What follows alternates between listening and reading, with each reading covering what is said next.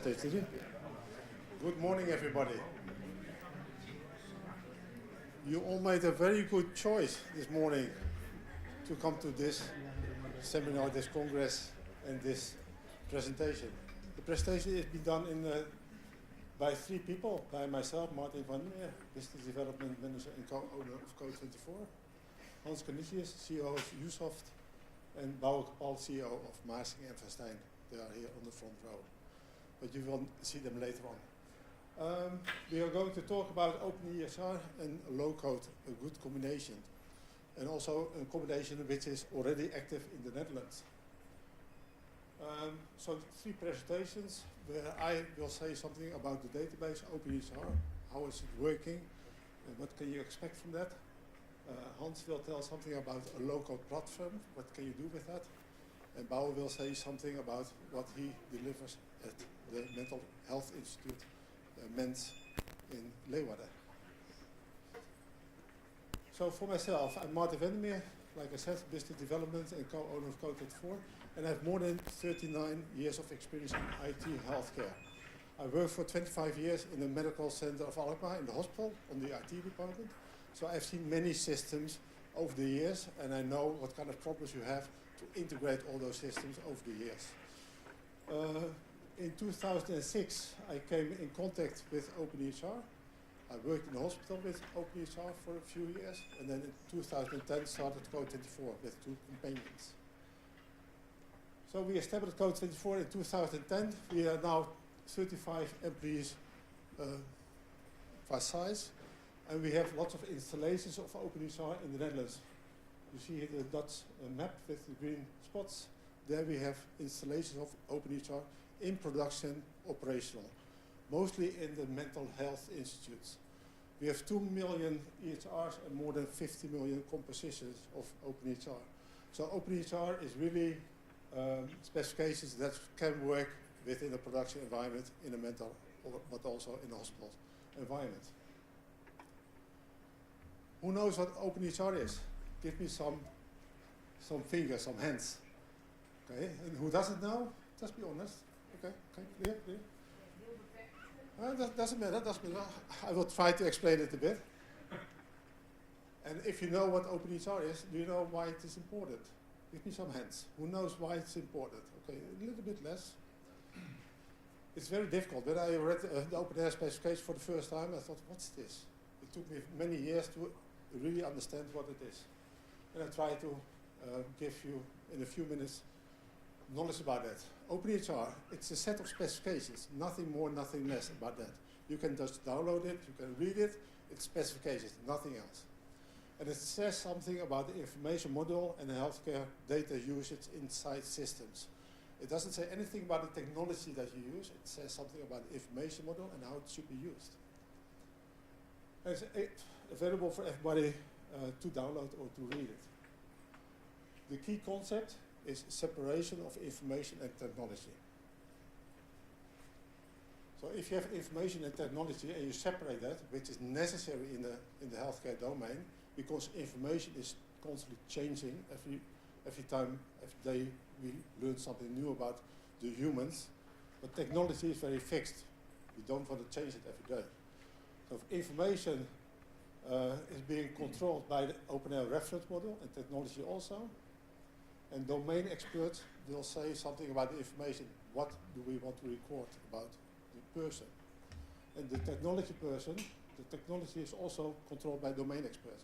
What kind of technology we are going to use with openEHR. In the information model, we have archetypes, models, which define what kind of information you want to record, templates, with a set of archetypes together, basically a form, what you want to record about the patient.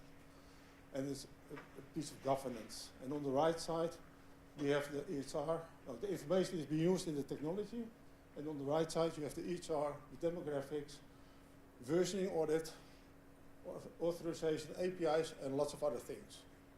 And the technicians, they know exactly how to deal with those kind of things. And they don't care what kind of information you want to record, because the information is being controlled by the domain experts.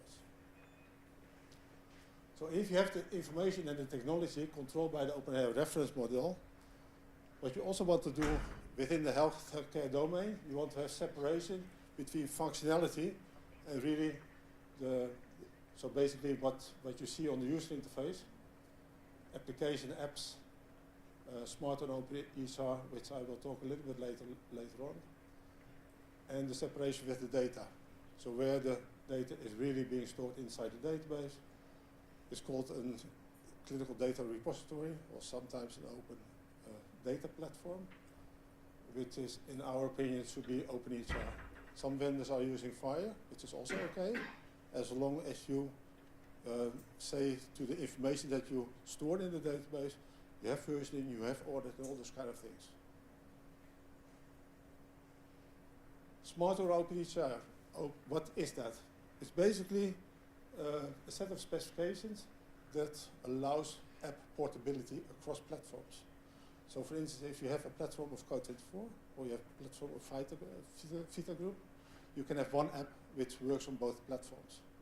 So basically, we separate the application from the database.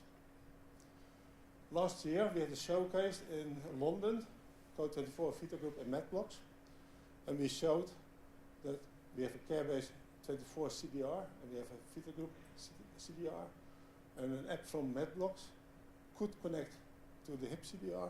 It could connect also directly to the Carebase 24, and data could be sent and retrieved from both databases simultaneously. You can still see it, the app running on the internet with that hyperlink. And tomorrow there's a very interesting presentation, the second one that you have to go, from Code24, Vita Group and MedBlocks, showing the same thing, but even more advanced with AI. Go there, really, it's very interesting. So if you look to the new healthcare IT architecture, we have the information model, functionality, and data.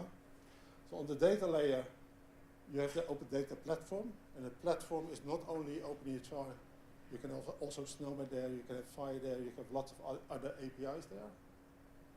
And on the functionality level, you have the apps controlled by a smart launcher. And the smart launcher allows that the app can basically connect to every other CDR from another vendor. And that makes it for the app developers much more easier because they're not stuck to one vendor. And a smart launcher can handle multiple apps, or you can have a smart launcher with one app. The left side, you can use it for installing a mobile phone, while the right side, you use it more on the desktop. And any app can be from a different vendor, which makes it very interesting. So, something about federation. So when we have the apps and we have the data, on the lower side, on the top side, you have the apps with the smart and openEHR, but on the bottom side, you can have multiple CDRs, even within one organization. Why should it be one? Sometimes one vendor has one CDR and he wants to keep it that way. But you still want to have a 360 view of that patient. So then we have something like called federation. It's a federation layer, where the smart and openEHR can connect to the federation layer, and you can see where is the patient information in which CDR. And the federation layer retrieves, shows you where the data is, and the app can point to the CDR to get the data and write the data again if it's necessary. So in the Netherlands we talk about data beschikbaarheid, and we say the data should be available for communication. We say as Code24 data should be available, but it should stay in the CDR where it was created. It should be staying there so that you have a perfect versioning and a perfect audit trail who touched the data at some point in time. So that's my presentation time, and now I will give my word to Hans. Thank you very much. Thank you very much. Perfect. So thanks again, Martin, for telling a little bit more about CDR and openEHR data platforms. I would like to continue with low-code. My name is Hans Canisius. I'm CEO at USoft. We are one of the low-code vendors. There are a lot these days in the world. Just read last week around 700. So it's getting crazy. But before we start, and I won't tell too much about my organization, but I really want to focus on low-code and the added value for the healthcare sector. So who's familiar with low-code development? Just hands again. Okay, So luckily not too many people, that's good. Okay, basically it revolves around application development. So the apps that Martin referred to is what we do with low-code. But typically when people that are not too techy or not techy at all, when you talk about applications, they basically think in two forms, right? Commercial off the shelf, software that you just buy and start to use. Microsoft is a very good example, but the applications that in many cases you use within your organizations are good examples of this as well. And the other end of the spectrum, what people often think of is if you have to make software, everybody thinks of programmers, right? So the people that you give some cola to and they work and then they commit code and then you have something that works. And that's the other end of the spectrum. Low code is basically a hybrid alternative between these two worlds. So one of the key underlying principles of low code development is basically that we automate a lot of the repetitive programming tasks that are typically done at the sort of the high code element. So instead of having coders that have to code 100% of the application, it's maybe just 20 or 30%, depending on the type of application. So the idea of low code is basically that we automate the process. And the primary focus of when this originated was really to basically streamline the whole programming part.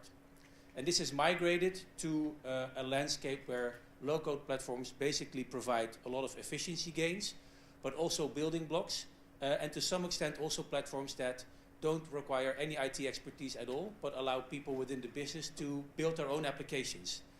So the intent of these platforms is to really focus on an element of applications that you need in your organization that are much more tailored to your specific process and that you want to develop quickly and change quickly.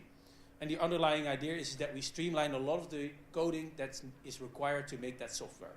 So it makes it easier to build applications and it makes it more accessible, even to the extent that you can involve people from within the business to develop applications. So does that make sense so far? Yes. Yeah? Okay, perfect. That's good.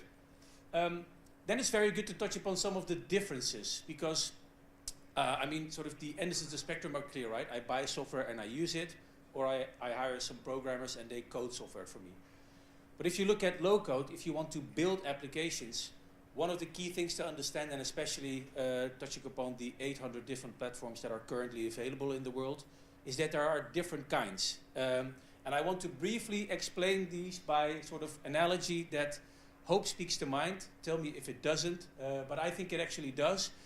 Because as you know, within your organization, you have fairly simple applications that you use, but you also have very complex applications.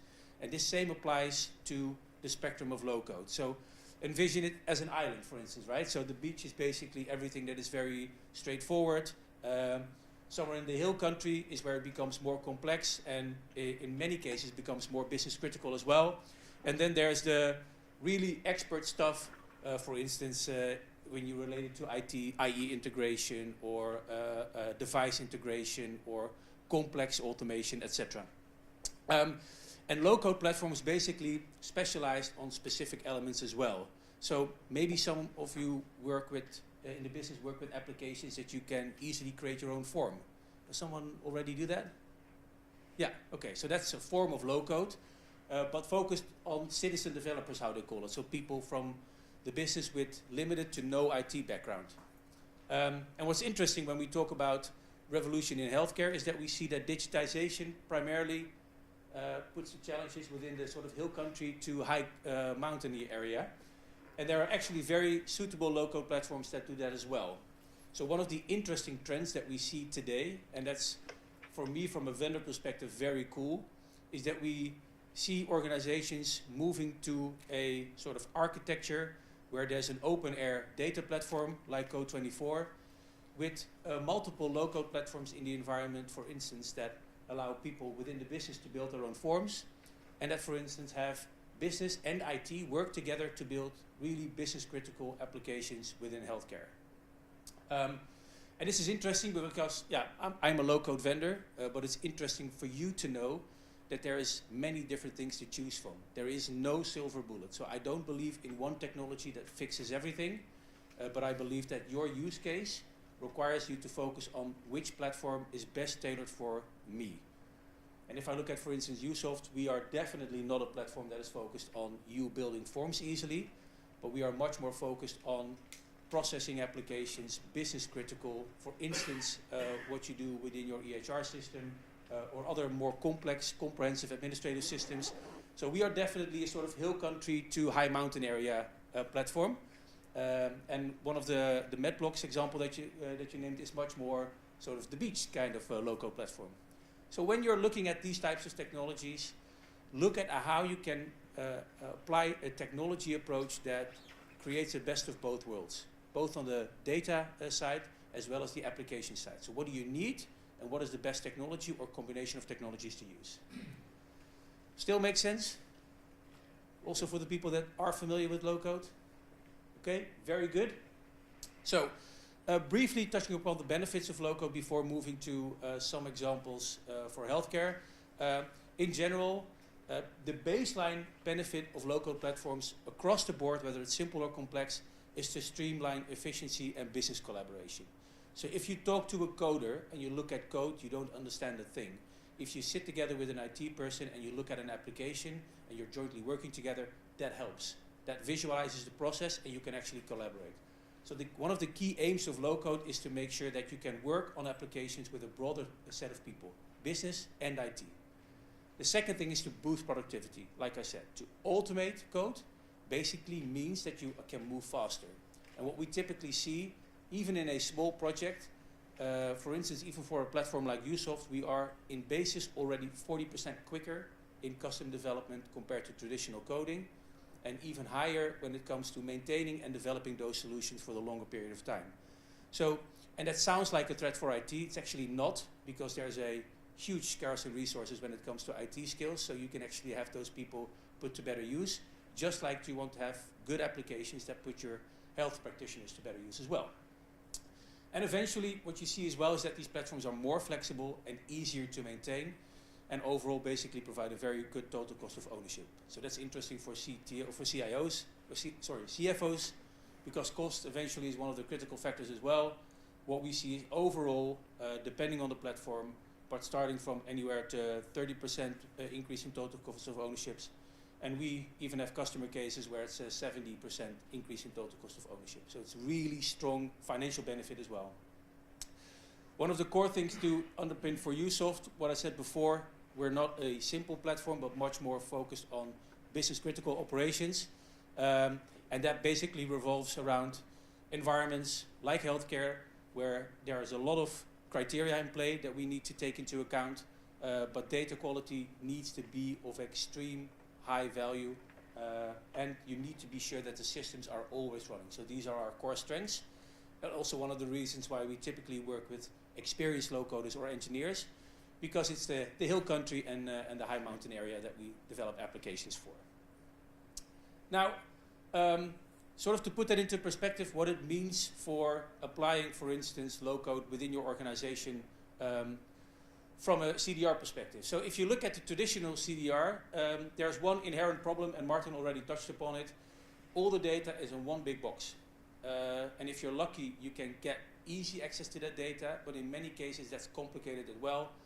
And if you want to build, for instance, APIs on those systems, it's going to cost you quite dearly. And in addition to that, you pay something for which some of the functionality you don't use, and some of the functionality that you actually need within your organization is not there, or not really there to help you automate parts of your process.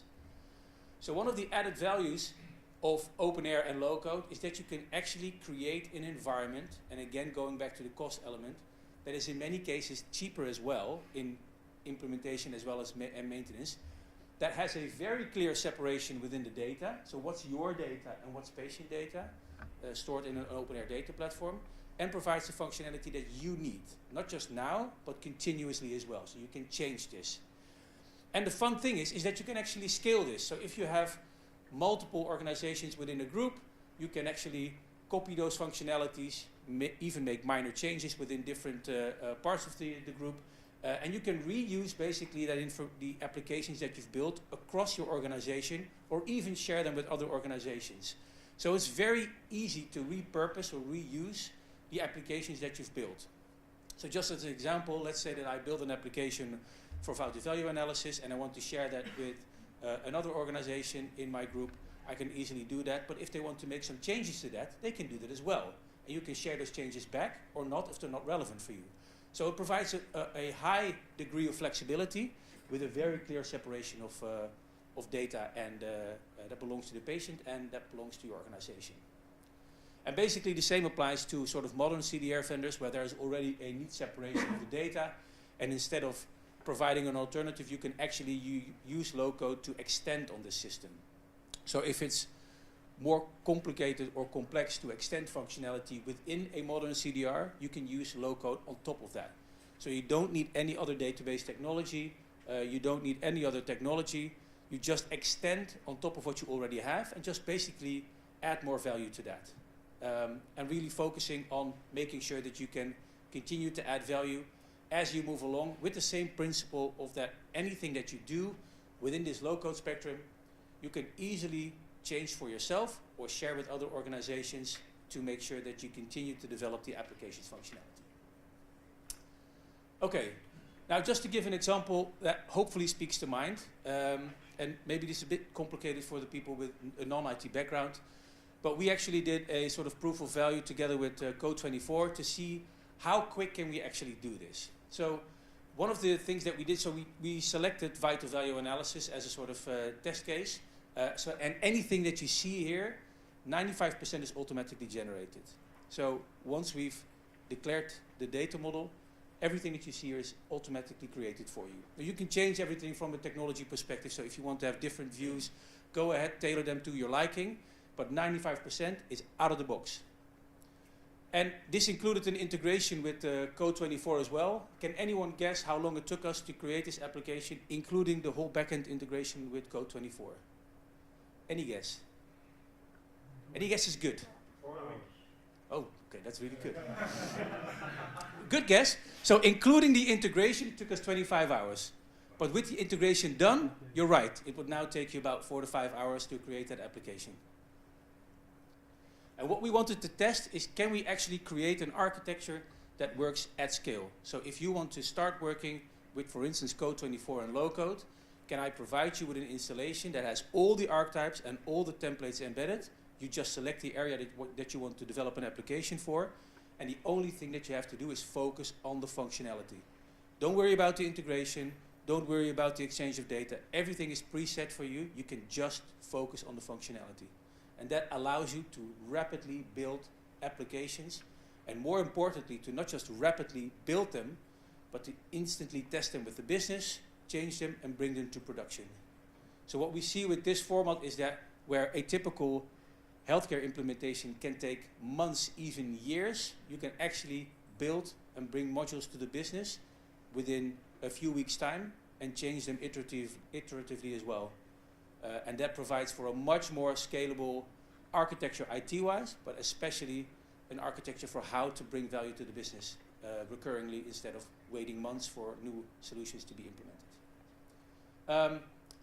I hope that gave you some idea of what low-code is, in essence, and how you can use it in terms of creating functionality. If you have any questions, don't hesitate to drop by the openEHR booth, where there are a couple of low-code vendors as well. So you can choose from the beachside to the hill country. And then I would like to hand over to Bauer to take you along on a actual project. Thank you very much.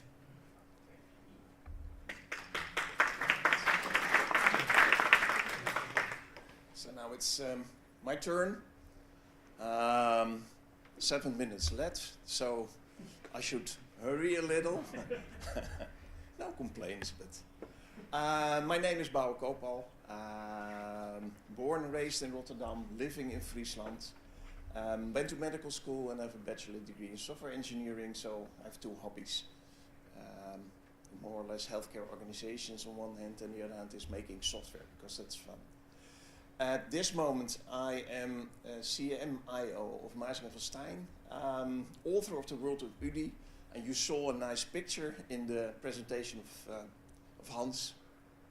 And that's World of UDI is something that is more or less making it's an atlas, it's a map, drawing what's happening with low code, no code, citizen development. If you're interested, you can mail me, ask me, and you get a free copy of the atlas.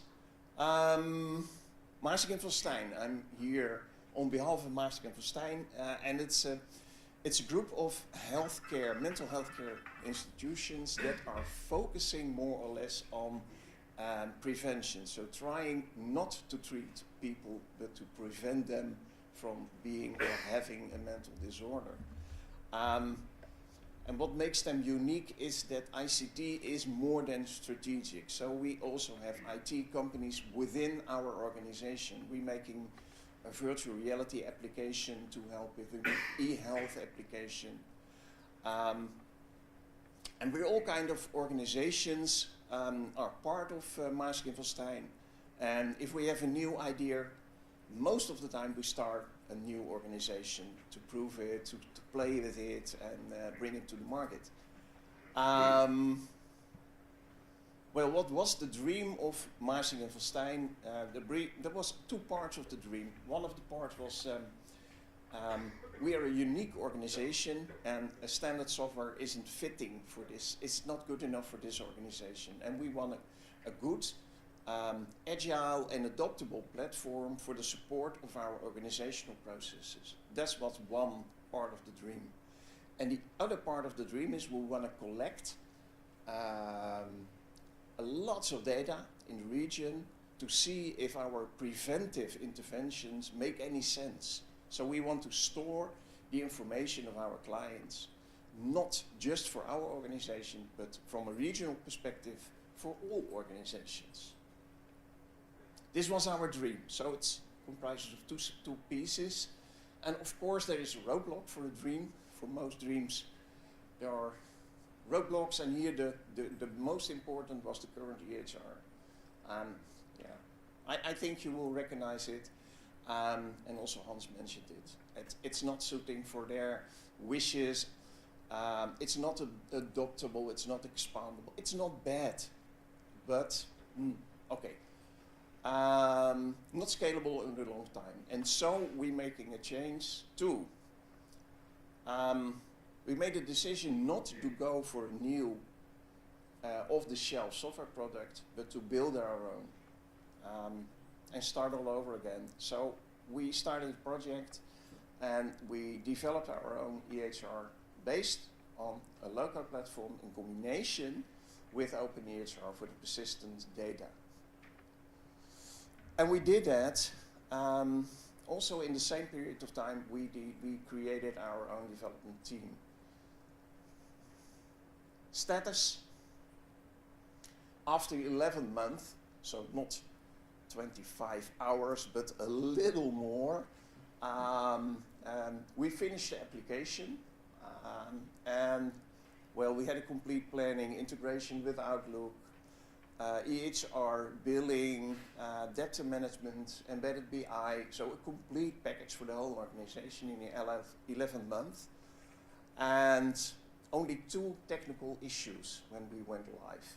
And that's typical for a low-code environment because the problems are not in the technical part, but in the functional part. Well, it's a nice story, but is this the end? Well, it's not. Because what we do, we offer our solution, our framework, as a sort of open source to the market. People can adopt it, change it, use it, build further on it, because we want to change the market of the HR that's currently dominated by a limited number of suppliers. We want to further improve our platform, and we want to integrate with AI. Who doesn't? AI is the buzzword now, and of course it's important, and also we are going to use it to a certain extent. And the other thing is, part of the dream that we had is we are now working on a federated regional project to share the data, leave them where they are, not copying them all over again, but use them, federate them, so that you have a complete view of all the data in the region. Lessons learned, and that's my last slide. You knew it, I knew it before, but also make the same mistake. It's not a technical project. It's more an organizational change. So, and we made the same mistake, and we have to pay for it now. So the 3 months after that we went live, they were, well, terrible, so to say. So we did the organizational change afterwards. It's also possible, but costs you a lot of headaches. And the other thing that we learned is it's hard for a healthcare organization that is used to standard off-the-shelf software, where you can say, is this feature in the software? Is this feature in the software? Does it support this? You have to define your own process, and you have to tell me what functionality do you want. That is something the organization has to learn. And I think that took the most of the time of the 11th month. Because I think that we actually, in the 11th month, we rebuilt the system 3 times.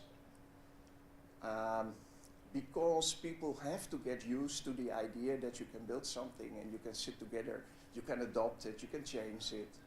Oh, now I see that I can make this.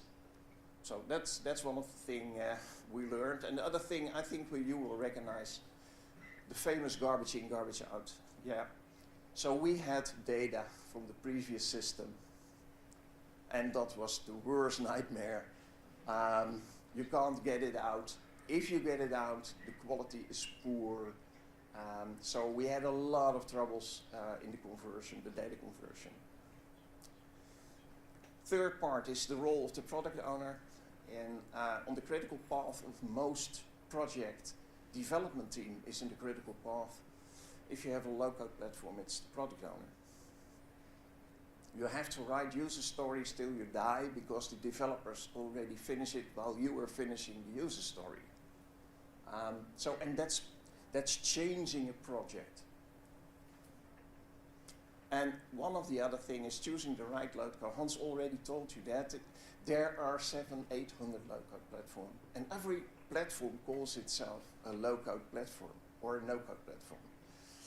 So you have to look at the use case and choose the right one. And this is it. So yes, you may, of course. I think I managed it because I think, how many minutes do we have? We have questions. Okay, yes. Oh, that's nice. So a question. First of all, thanks for your presentation. This is one of those that I see really interesting for me because of prevention strategies, which is really lacking in our today's society. We need more of these kind of things. But I have a question. As an epidemiologist, I'm saying that this is really not easy thing to prevent a disease. You know that we need a lot of factors to predict if this disease is going to happen in the future or not.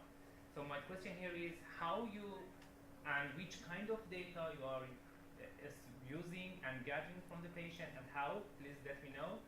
And second of all, are you going to predict anything out of this data? Are you going to apply any modeling prediction on the top of that? Let me see if I understand you correctly.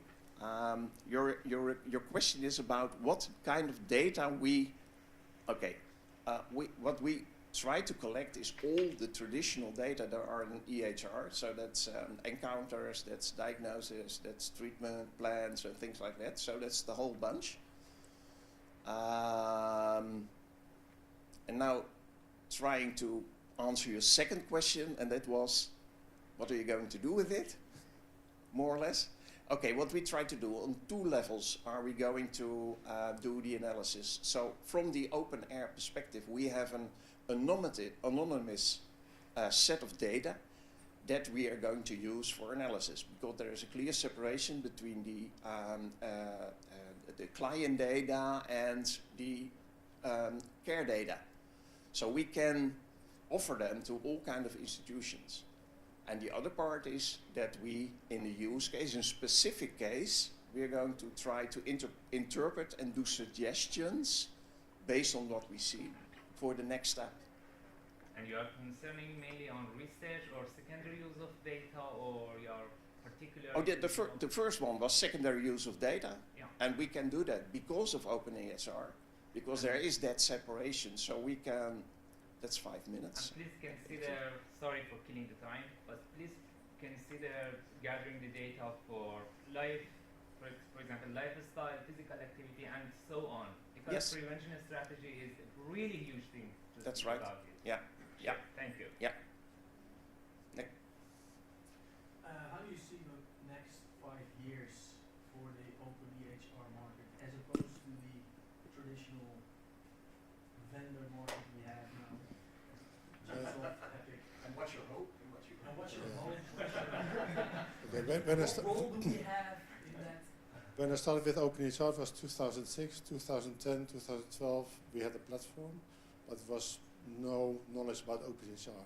Last year, it was already more and more knowledge in our society about openEHR. Now you see a stand with lots of vendors. So within a year, you see the more knowledge is coming. Even in the Dutch government, the knowledge about openEHR is rising. So what about next year? You will see that more and more tenders now are asking for openEHR, so solutions, region, collaboration, and those kind of things. They specifically ask for openEHR. So you will see that more and more implementations are coming there from that point of view, and more knowledge will come from that. So yeah, maybe 2-3 years, then you see more implementations. But it will take another 5 to 10 years before a big hospital will make the change, for sure. Yeah, can I add to this question? I'm Jeff from Better. I can offer perspective from outside of the Netherlands. There's actually a big uptake of openEHR and digital health platforms in the last year especially. Karolinska University Hospital, University Hospital Basel, and University Hospital Zurich, they all bought digital health platform based on openEHR, and they're changing their EHR strategy. So they didn't go to buy a new EHR, but they bought the platform first, and now they will issue tenders, which will require an EHR to read and write natively to openEHR. So it's already happening. Netherlands hopefully will soon follow, but you have USoft and Epic, so you're quite locked in. There's use cases because even with these systems, not all the applications can be solved within them. And especially on the RSO level, there's use cases which EHRs typically are not equipped to solve really well.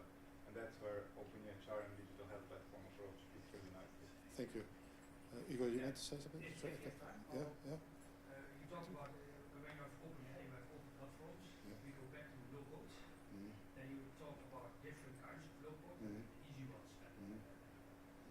Can we move from the easy ones, take that code up and bring it in a new one, or do we need to build it in new low code platforms again? That's a good question. So I think one of the key developments that we've seen in the past 10 to 15 years was that there was an incentive for these local platforms to create a sort of lock-in as well. So there are, within those 800s, it's actually easier to find your way than to look at 800. So there are very much niche parties that you can scrap. But if you look at part of platforms that focus on your domain, that already narrows it down.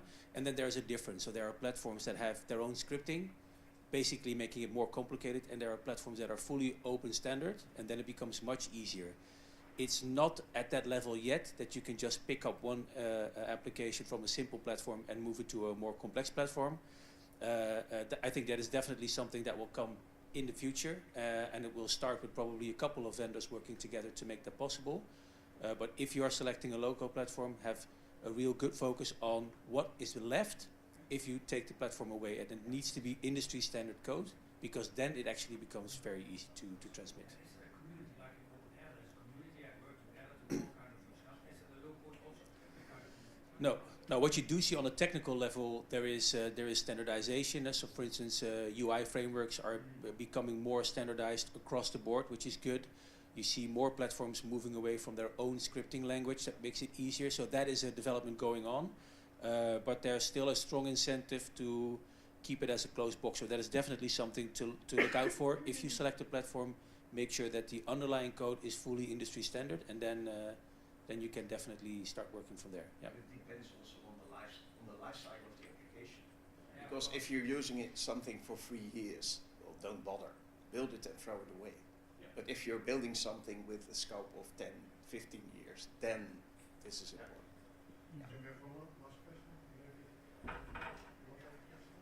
You were talking about the transmission of data, so I'm assuming it's from one of the standard EPDs to the regular one.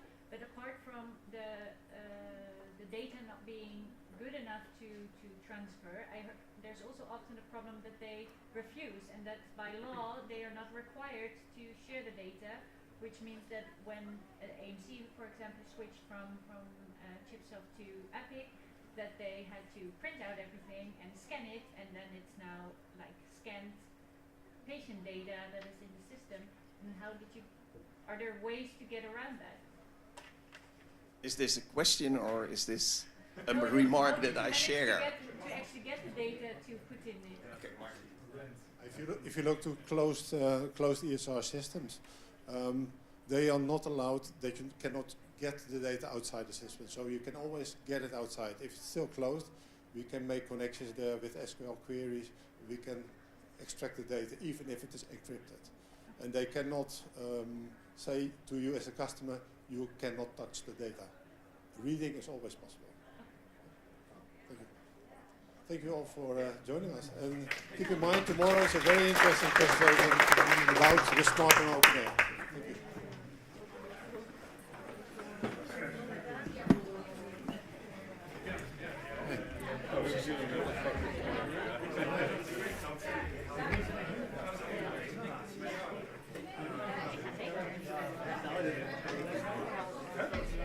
Dat is typical. Ik moet verder dan werk.